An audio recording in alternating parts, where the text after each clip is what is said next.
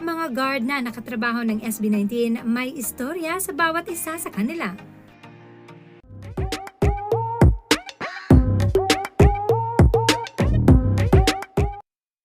Another consistent thing that surrounds SB19 ay ang mga positibong feedback galing sa mga nakatrabaho nila lalo na off-cam. Here's another one. Share ko lang, hanggang ngayon amazed na amazed pa rin ako. Ang dami kong nalaman na kwento tungkol sa SB19 at nakakatawa kasi puro positive feedback talaga ang narinig ko tungkol sa kanila. Nung umattend ako ng Sulfur event ni Felipe, sinamahan ako ng pinsan ko kahit wala naman siyang ticket. Ang original plan niya, ihatid lang ako sa venue tapos aalis na siya para may puntahan at babalik na lang pagtapos na ang event. So, eto na nga. Mukhang doon pala sila nagpa-practice sa bagong event.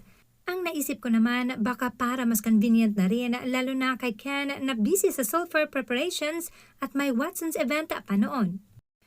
Justin, habang ongoing ang event, lumabas daw si Ja at lumapit sa barricade kung saan nakatambay ang pinsan ko. Napansin daw niya ang mga guards at staff, tapos tinanong kung okay lang daw ba sila. Sabi pa raw niya na may pagkain pa sa loob at kumuha lang daw sila kung gusto nila. Simple gesture pero malaking bagay para sa mga nagtatrabaho doon. Si Ken naman daw madalas pumupunta sa mga guards para makipagkwentuhan. Tinatawag daw siyang sir pero ayaw niya raw. Sabi niya wag na siyang tawaging sir para tropa-tropa lang daw. Dahil may mga Bisaya rin daw na guards, enjoy na enjoy silang makipagkwentuhan sa kanya. Madalas din daw magdala ng pagkain para sa kanila kapag may practice.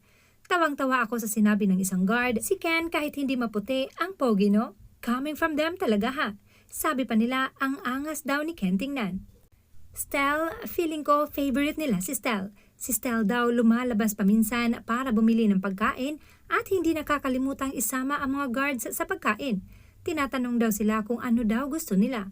Ang sabi nila sobrang generous daw pagdating sa food. Minsan, sobra-sobra pa raw ang nabibigay sa kanila kaya nakakauwi pa sila ng pagkain para sa pamilya nila. Sabi din nila ang kinis din daw ni Stel. Si Josh naman nagdadala rin daw ng pagkain sa kanila kapag pumupunta sa practice. Pero eto ang nakakatuwang part. Sabi ng mga guards, alam na raw nila kapag parating na si Josh dahil sa tunog pa lang ng sasakyan niya. Ang ingay daw. Sabi din nila si Josh daw ang madalas late dumating. Kaya tuwang-tuwa sila ikwento na minsan nakikita nila ang reaction ni Pablo kapag naghihintay. Kumakamot at nakataas ang kilay. May isang guard pa nga na nagsabi, kahit ako magagalit din kung may call time tapos sobrang late dumating. Tapos nagbiro pa nga sila na baka si Josh daw ang medyo kuripot sa grupo. Sorry Josh, sila may sabi niyan. Pablo, very leader daw talaga ang dating ni Pau. Sabi ng mga guards na medyo nai-intimidate daw sila kay Pau nung una. Kasi nakita nila kung paano ang reactions niya pagdating sa rehearsal. Lalo na pag may mga nalilate. Parang istrikto daw. Pero nagsasabi daw sa kanila si Pau at nagpapasensya pag nakikita silang ganon. Pero sabi rin nila madalas din daw silang i-check kung okay lang ba sila.